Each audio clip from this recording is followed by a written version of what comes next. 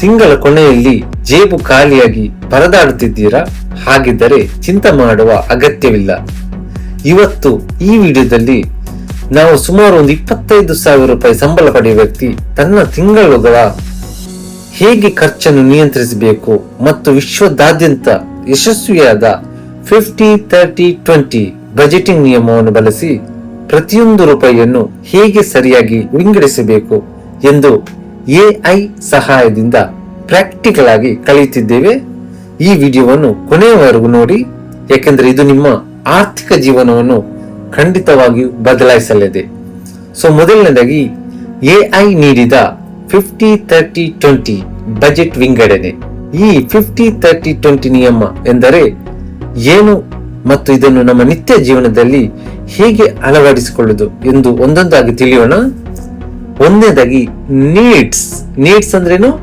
ಅತ್ಯಗತ್ಯ ಖರ್ಚುಗಳು 50%. ಅಂದ್ರೆ ನಮ್ಮ ಸಂಬಳ 25,000 ರೂಪಾಯಿ ಆದ್ರೆ ಅದರ 50% ಎಷ್ಟು? 12,500. ನಮ್ಮ ಒಟ್ಟು ಸಂಬಳದ 50% ಭಾಗ ಅಂದರೆ 12,500 ಹಣವನ್ನು ನಾವು ಜೀವನ ನಡೆಸಲು ಅತ್ಯಗತ್ಯವಾಗಿ ಬೇಕಾದ ಮೂಲಭೂತ ಅಗತ್ಯಗಳಿಗೆ ಮಾತ್ರ ಬಳಸಬೇಕು. ಇದರಲ್ಲಿ ಏನೆಲ್ಲ ಬರ್ತದೆ ನೋಡುವ.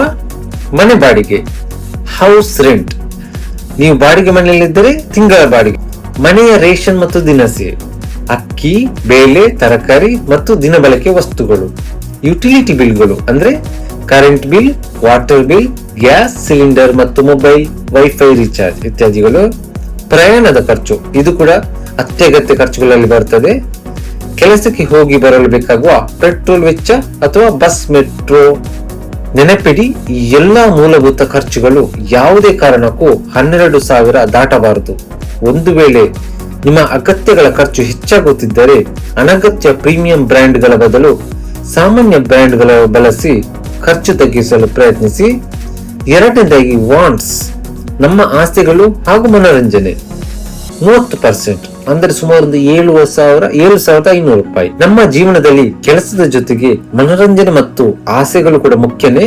ಅದಕ್ಕಾಗಿ ನಮ್ಮ ಸಂಬಳದ 30% ಭಾಗ ಅಂದರೆ 7,500 ಹಣವನ್ನು ಮೀಸಲಿಡಬಹುದು.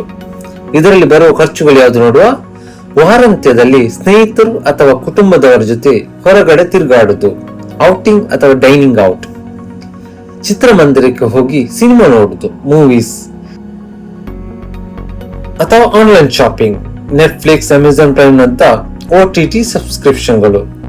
ಇಲ್ಲಿ ನೀವು ಗಮನಿಸಬೇಕಾದ ಮುಖ್ಯ ವಿಷಯವೇನೆಂದರೆ ಇದು ಆಸೆಗಳಿಗಾಗಿ. ಒಂದು ವೇಳೆ ಈ ತಿಂಗಳು ನಿಮಗೆ ಹಣದ ಕೊರತೆ ಎನಿಸಿದರೆ ಮೊದಲು ಕಡಿಮೆ ಮಾಡಬೇಕಾದದ್ದು ಈ 7,500 ರೂಪಾಯಿ ಖರ್ಚುಗಳನ್ನೇ. ಸೇವಿಂಗ್ ಮತ್ತು ಮೂರನೇದು ಯಾವುದು? ಸೇವಿಂಗ್ ಮತ್ತು ಇನ್ವೆಸ್ಟ್ಮೆಂಟ್, ಉಳಿತಾಯ ಮತ್ತು ಹೂಡಿಕೆ ಸುಮಾರು 20% ಅಂದ್ರೆ 5,000 ರೂಪಾಯಿ. ಅತ್ಯಂತ ಪ್ರಮುಖವಾದ ಭಾಗ, ನಿಮ್ಮ ಸಂಬಳದ 20% ಭಾಗ ಅಂದರೆ 5,000 ರೂಪಾಯಿ ಹಣವನ್ನು ನೀವು ಪ್ರತಿ ತಿಂಗಳು ಕಡ್ಡಾಯವಾಗಿ ಉಳಿತಾಯ ಮಾಡಲೇಬೇಕು. ಈ 5,000 ಹಣವನ್ನು ಹೇಗೆ ಬಳಸುವುದು ನೋಡುವ.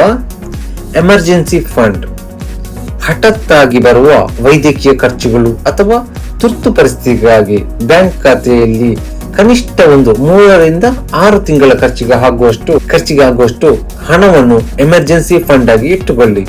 ಮ್ಯೂಚುವಲ್ ಫಂಡ್ SIP, ತಿಂಗಳಿಗೆ 2,000 ರೂಪಾಯಿ ಅಥವಾ 3,000 ರೂಪಾಯಿ ಹಣವನ್ನು ಉತ್ತಮ ಮ್ಯೂಚುವಲ್ ಫಂಡ್ ನಲ್ಲಿ SIP ಮಾಡಿ ಹೂಡಿಕೆ ಮಾಡಬಹುದು. ಇದು ದೀರ್ಘಾವಧಿಯಲ್ಲಿ ಬೆಳೆದು ನಿಮಗೆ ದೊಡ್ಡ ಮೊತ್ತದ ಸಂಪತ್ತನ್ನು ತಂದುಕೊಳ್ಳುತ್ತದೆ. ಇನ್ನು RD ಅಥವಾ PF, ಬ್ಯಾಂಕ್ RD ಅಥವಾ ಪಬ್ಲಿಕ್ ಪ್ರಾವಿಡೆಂಟ್ ಫಂಡ್ ನಲ್ಲಿ ಸುರಕ್ಷಿತವಾಗಿ ಹೂಡಿಕೆ ಮಾಡಬಹುದು. ದಿನನಿತ್ಯದ ಸಣ್ಣ ಖರ್ಚುಗಳನ್ನು ನಿಯಂತ್ರಿಸಲು 4 ಚಿನ್ನದ ಸೂತ್ರಗಳು ಅಂದ್ರೆ 24 ಗಂಟೆಯ ನಿಯಮ. ಅಂದ್ರೆ ಆನ್ಲೈನ್ ನಲ್ಲಿ ಅಥವಾ ಮಾಲ್ ನಲ್ಲಿ ಯಾವುದಾದ್ರೂ ಒಂದು ವಸ್ತು ಇಷ್ಟವಾದ ತಕ್ಷಣ ಕೊಳ್ಳಬೇಡಿ. 24 hours ಗಂಟೆಗಳ ಕಾಲ ಕಾಯ್ದು ಯೋಚಿಸಿ. 24 ಗಂಟೆ ನಂತರವೂ ಅದು ನಿಮಗೆ ನಿಜವಾಗಿಯೂ ಅಗತ್ಯವೆನಿಸಿದರೆ ಆಗ ಖರೀದಿಸಬಹುದು. 80% ಆನ್ಲೈನ್ ಶಾಪಿಂಗ್ ಆಸೆಗಳು ಈ 24 ಗಂಟೆಯಲ್ಲಿಯೇ ಹೊರಟು ಹೋಗುತ್ತದೆ. ಚಿಕ್ಕ ಖರ್ಚುಗಳ ಮೇಲೆ ನಿಗಾ ಇಡಿ. ನಾವು ಪ್ರತಿದಿನ ಚಹಾ, ಸಿಗರೇಟು, ಸ್ನಾಕ್ಸ್ ಅಥವಾ ಅನಗತ್ಯ ಆನ್ಲೈನ್ ಡೆಲಿವರಿಗಳ ಮೇಲೆ ಮಾಡುವ ಸುಮಾರು 50 ಅಥವಾ 100 ಖರ್ಚು ನಮಗೆ ದೊಡ್ಡದಾಗಿ ಕಾಣುವುದಿಲ್ಲ. ಆದರೆ ದಿನಕ್ಕೆ 50 ಉಳಿಸಿದರೂ ತಿಂಗಳಿಗೆ 1,500 ಮತ್ತು ವರ್ಷಕ್ಕೆ ಬರೋಬ್ಬರಿ 18,000 ರೂಪಾಯಿ ಉಳಿತಾಯವಾಗುತ್ತದೆ. ಮೂರನೇದು, ಉಳಿತಾಯ ಮೊದಲು ಮಾಡಿ. Pay your self first. ಹೆಚ್ಚಿನ ಜನರು ಸಂಬಳ ಬಂದ ತಕ್ಷಣ ಎಲ್ಲಾ ಖರ್ಚುಗಳನ್ನು ಮಾಡಿ ಕೊನೆಯಲ್ಲಿ ಉಳಿದರೆ ಉಳಿತಾಯ ಮಾಡುತ್ತೇವೆ ಅನ್ನುತ್ತಾರೆ. ಆದರೆ ಅದು ತಪ್ಪು. ಸಂಬಳ ಬಂದ ತಕ್ಷಣವೇ 5,000 ರೂಪಾಯಿ ಹಣವನ್ನು ಸೇವಿಂಗ್ಸ್ ಅಥವಾ ಇನ್ವೆಸ್ಟ್ಮೆಂಟ್ ಅಕೌಂಟ್ಗೆ ಕಳುಹಿಸಿ ಉಳಿದ 20,000ದಲ್ಲಿ ತಿಂಗಳ ಖರ್ಚುಗಳನ್ನು ನಿರ್ವಹಿಸಿ. ಆನ್ಲೈನ್ ಫುಡ್ ಆರ್ಡರ್ ಕಡಿಮೆ ಮಾಡಿ. ವಾರಕ್ಕೆ 2-3 ಬಾರಿ ಸ್ವಿಗ್ಗಿ ಅಥವಾ ಝೊಮ್ಯಾಟೊದಲ್ಲಿ ಫುಡ್ ಆರ್ಡರ್ ಮಾಡುವುದನ್ನು ಬಿಟ್ಟು ಮನೆಯ ಊಟಕ್ಕೆ ಆದ್ಯತೆ ನೀಡಿ. ಇದರಿಂದ ನಿಮ್ಮ ಆರೋಗ್ಯವು ಚೆನ್ನಾಗಿರುತ್ತದೆ, ಜೊತೆಗೆ ತಿಂಗಳಿಗೆ 2,000 ರೂಪಾಯಿಗಿಂತ ಹೆಚ್ಚು ಹಣ ಉಳಿತಾಯ ಆಗುತ್ತದೆ. ಸೊ ಸ್ನೇಹಿತರೆ, ನೆನಪಿಡಿ, ಹೆಚ್ಚು ಹಣವನ್ನು ಸಂಪಾದನೆ ಮಾಡುವುದು ಅಷ್ಟೊಂದು ಮುಖ್ಯವಲ್ಲ, ಆದರೆ ಗಳಿಸಿದ ಹಣದಲ್ಲಿ ಎಷ್ಟು ಹಣವನ್ನು ಉಳಿಸಿ ಬೆಳೆಸುತ್ತೀರಿ ಎಂಬುದೇ ಮುಖ್ಯ.